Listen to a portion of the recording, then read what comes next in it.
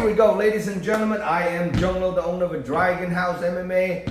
Our next upcoming event, Zhong Cage Fighting Series, number 9, is going down in 2 weeks from now. And right next to me, we have an Asian gentleman making his MMA debut. Let's introduce him to all the MMA fight fans out there. 你叫什么名字？我的名字是贺胜杰。My name is ShengJie He. ShengJie He. Yeah. Now, how long have you been living in America? I've been living here since I was 18, so for like about 5-6 years. 5-6 years. Yeah. What made you come into the U.S.? I came here as a student. I was majoring in psychology, but you know, like fighting has always been my hobby. But then all of a sudden, you know, one of my friends turned a UFC fighter, and he's like, and like busting people over in the UFC over in the States. I'm like, wow, like this can actually be a thing to chase after. And he's actually the guy Zhong I know. Yeah. He's my inspiration, and So he's the guy who made everything seem realistic. Because before that, I was like, this is just something that I'm gonna do for fun. I'm not gonna make it. Like this is so hard. But then I see him stepping up like step by step. This is a blueprint. Like I can chase after that, and that's why I kind of started doing MMA, and then decided to gap from school. From University of Santa Cruz, University of California, Santa Cruz. Right. I used to live over there, and then I moved to Sacramento about a year and a half ago to live with Zhong, to just kind of like study his way and get mentored by him. So do you train with him? Yeah, but not all the time, because some of his practice he just does it on his own. Mm-hmm. But sometimes he helps me out. Sometimes he correct my like mistakes in my movements, and coach me through sparring, stuff like that, and watch my diet. Right. Yeah. Well, Song Yong-dong, Li Jinglang, Zhang Wanlin, there's a bunch of Asians, a bunch of Chinese now, Yes. making some noise in UFC. Yeah. So inspired a lot of Asians and a lot of Chinese, and to try to make the dream come true. Because Yes. 亚洲人, Asian in general, like we don't have the strongest frame, we don't have the strongest genetic. You don't see too many Asians that are having that belief to chase that combat sport dream. Especially MMA, and you have involved wrestling, kickboxing, and jiu-jitsu. It's a little bit more than just like, Chinese kickboxing, so it's definitely. So now, when did you start getting into like a training, boxing or kickboxing or MMA? So I was like, before, when I was like 13, I was like into like martial arts, but not like like combat martial art. Like I was just doing forms and Traditional kung fu. Yeah, traditional kung fu, and then after years of practicing that, I got into something that is kind of like more practical, more practical for fighting, which is Jeet Kune Do. Jeet-Kune-Do. Which involves like footwork and all that. And then I'm like, because I'm a big fan of Bruce Lee, how he made it in the States as a nation, right. and especially with the Chinese too. So he's a really a good example and an idol for me, a role model. So I was thinking, maybe if I can find in a cage with Jeet Kune Do style, that would be perfect. And then I realized that Jeet Kune Do is just an idea. It's like it's basically like concept, absorbing everything, and that's MMA. So I'm like, oh, I'm gonna do MMA. And then I started to make the transformation, I would say around like 16, but then I wasn't like doing this seriously. And during COVID I stopped, and then so right now I've been consistently training like relatively seriously for about a year. About a year. Yeah, about a year. Yeah. Now, what's your primary style of martial arts? Like a striking or wrestling or jiu-jitsu? What's your primary style? I consider myself as a Jeet Kune Do fighter. Jeet Kune Do fighter. Yeah. Nice. A little kicking, more curl swing. Yeah. Now, this is a cage fight. It's an MMA fight. Do you train other component as well. Do you train wrestling, Well, jiu-jitsu? when I say I'm a Jeet Kune Do fighter, what I mean by that is I do Jeet Kune Do, which is absorbing what's good in every style, which is doing MMA. So I'm an MMA fighter. I just consider myself Jeet Kune as Do. a Jeet Kune Do fighter. Yeah. That's So if you're talking about like which discipline that I'm at best in MMA, I would say like probably like boxing. Boxing. Yeah. Yeah, because I follow you on Instagram, I see you do a lot of boxing. Yeah. Yeah. So, okay, well, now, your upcoming opponent, he's just turned 18 years old, never fought before, doesn't compete. This is going to be the first time ever for him, too.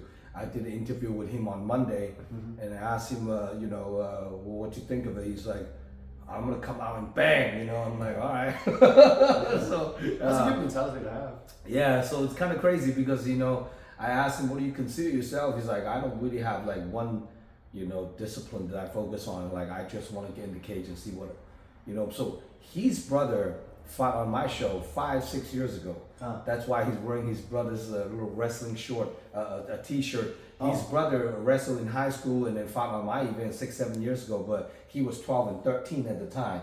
He go to watch his brothers fight, but now he turns 18 in California. In California, you can't fight under 18. Yeah. So he turns 18 now, so he's like, I want to try it. Yeah. So we'll see, So I don't really know exactly, how he's gonna fight, and honestly, it's only a 3 2-minute round on the first fight. Yeah. At times, really short and fast. So let's see how it's gonna play out. How do you prepare for him?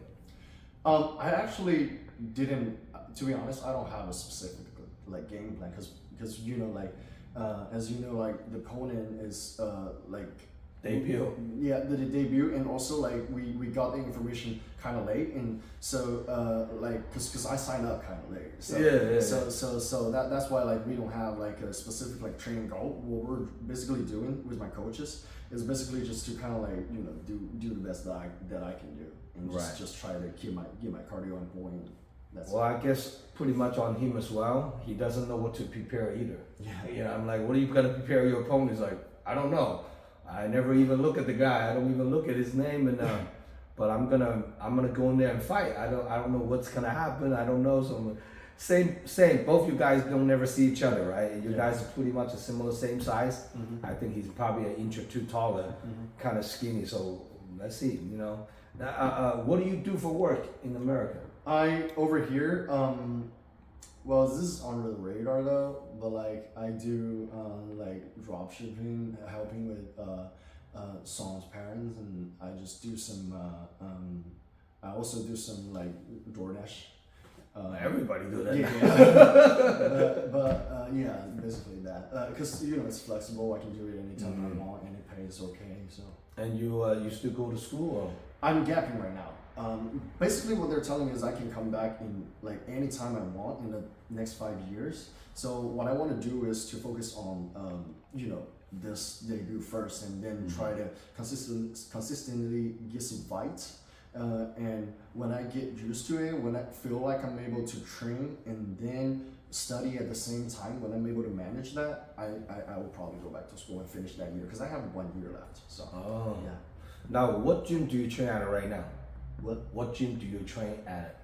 Right now I'm training in 3 different places actually. Oh wow. I'm training in Team Alpha Male in Uriah Favor's Ultimate Fitness, and I do most of my striking in UFC Gym Sacramento, and I do a lot of my grappling, jiu-jitsu kind of stuff in Chris Holsworth's gym. So it's kind of different places. I just ask my mentor like Zhong, my friend, what is good, what do you think is good for me? I'll just go to that place. I just drive there every day. Wow. Yeah. That's a dedication. Well, you have a few places that you can pick all this information for yourself. Yes. That can be an advantage too. Some people training at one spot, that's all they can see, but you go to a few different places, you pick up all the best out of all the places. I will say it's also can be sometimes confusing because you get coaches telling you different stuff. And, it's kind of because they got different ideas. You can't blame any of them. Like none of them is wrong. It's just They're different. yeah, like they have different beliefs. They probably got to this point in a different methods. It's Right, maybe it's right. kind of different. Now, this fight, it's a 150-pound catch weight fight. Your opponent is weigh 162 when I interview him. What do you walk around weight right now? Right now, I'm actually 153.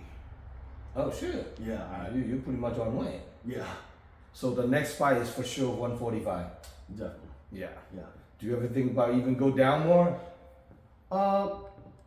If I go pro, when I go Yeah, pro, I'll yeah, probably yeah. go down more. But I'll see, because just like my opponent, like we didn't fight yet. We don't know anything about this. Like I watch fights and I watch my friend fights, like, but I've never really got into like real like MMA fights. So Right. I will see how I do. Maybe I do better like heavier. Maybe I do Yeah. Do you lifting weights? I do that, but like it's not a primary training of me. Like it's not a main thing. But I do it. But I lift weights. But most what I do is just like push-ups and bodyweight stuff. Right. I do that routine every day. But like weights, probably like just like 2-3 times, like two times a day. 2 times. Like not 2 times a week. Yeah. Oh, that's pretty good, though. That's pretty good. Now, if people want to get a hold of you to get tickets to watching you fight, how can people get a hold of you? I can leave my email or my number. Your IG? Yeah. Oh, my IG too. Yeah. What's your IG address? I forgot. You forgot? Can I check real quick? Yeah. Absolutely. Sorry. Because I know you have a pretty long name on the IG. It might be difficult for people. Oh, okay. It's Slade Ho 1999. SLADEHO 1999. So 1999. 1999. Yeah. That's pretty good. That's your IG. Do you have a Facebook too or no? I do, but I don't really use that. Pretty much all IG, Yeah. right? All the younger generations, they're always IG. IG, TikTok. Yeah. Yeah. So now, do you have a special loved one, training partner, coaches that you want to shout out to? Oh, that was a lot. Yeah. Well, first of all, I want to, like as the chief of this whole operation, my friend, my mentor, my idol, Zhong, I thank him for always looking out for me and being strict on me and giving me that tough love when it's needed and encouraging me when I'm at my low point, when I needed that encouragement, and basically life coaching me. So I thank him for giving me this courage and doing what he do and always inspiring me. And I also want to thank my girlfriend for always supporting me unconditionally and always love me, and always being understanding when it comes to because sometimes like when you're doing weight cut, you get kind of like Grumpy. yeah. And she always been understanding me, and she lives in the UK, and she like came here multiple times and just to visit me and just to create some moments with me. So it's great, and she's making the big move to move to the States. So yeah, so that's really a big thing that you can do for your partner. Yeah. And also like my parents and my brothers, all of my families, their unconditional love and their support, and they're founding me in my training, and they're supporting me in my training, because I can't just like pay all of my training fees with DoorDash. Yeah. Some privates can be pricey, and you need to train consistently. You want to train multiple times a day. So I thank them for making all this possible, for raising me, for everything. So like giving me the opportunity to come to the States to actually meet you guys, like awesome people. Like this is the life that I've never thought of. That's awesome. So all your family live here? They don't. It's just me here. But now my brother came here as a college student in Atlanta, majoring in music producing. So I have family here, and I also have a cousin. But she's pretty busy, so I can't really visit her too much. Now this event is a live stream pay-per-view nationwide. So they can make it to the event. They can watch you fight online. You can share the link with them. It's on DragonHouseMMA.com. They can order the pay-per-view. They can watch anywhere in the world. Okay. So this is a blessing. You know, That'd wow, be you great. look like you have a very good support system. Is Song Dong's gonna corner you for this fight? Yes, that's what we agreed on 2 days ago. Nah, that's pretty. So I'll finally get to meet him in person. You know, I talk to him time to time, but never actually get to meet him in person. Now, if your opponent watching this interview, what do you have to say to him? My opponent watching this, let's just put up a good fight. Like, we're both fighters, we've been doing this for a long time, and we both want to create a moment. Like, you know, just let's create a moment together. All right, that's pretty awesome. For more information about this upcoming event fight card, check out dragonhousemma.com. Please subscribe my YouTube channel. Follow me on Instagram. Give me some love and support. So huge events going down November 11th at the heart of San Francisco Keys Art Pavilion. And the week after, we also have another submission-only grappling at the Dragon House training facility. Making sure you guys register at dragonhousemma.com. A lot of kids already registered. Also a lot of white belt, blue belt too. So huge stack card going down November 19th and November 11th. Follow this young man making his MMA debut, chase his dream. And once again, what's your name? ShengJie He, He ShengJie.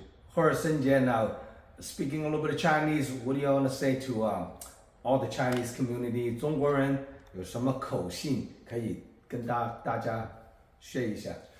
我觉得，作为一个中国人，我觉得就是，做好自己能做的，然后把自己分内的事情做好，然后相信过程，然后把过程做到极致，然后希望能给大家献上一场，在国内的大家献上一场精彩的比赛，然后也能，让大家看到，我们中国人也是可以打拳的。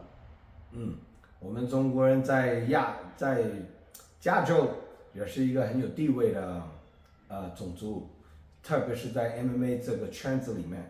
我自己的名字叫罗汉忠，在三藩市待了差不多28年了，自己的拳馆在这里也是27年多，是中国最古老的在这个湾区里面最古老的一个拳馆，这是第一家的 MMA 拳馆，就希望通过这次，希望多一点中国人参加这种比赛，参加这种运动，推广这种运动，特别是中国人，为中国人要骄傲。Anything else you want to share with anyone else? I do want to thank all of my friends and all of my gym training partners that has been, helping me out and, guiding me, supporting me. And I also want to thank the guy who's behind the camera, who's been always he's been part of every part of my life. That's your homie, right? Yeah. So yeah, basically, everybody over here and everybody out there in China is that people that I grew up with, that my friends who has been constantly messaging me, FaceTiming me, showing their support when they're not by my side, always, So it's really well. Win or lose, I don't feel like I lost. Either way I win, because at this moment right here, it's close to the end of the preparation. And once the preparation is done, I think the fight is the preparation. The next part is show.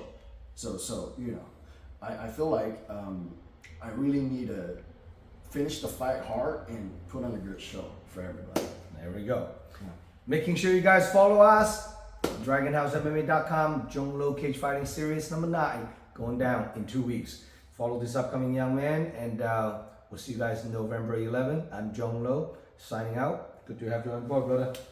All right, signing out.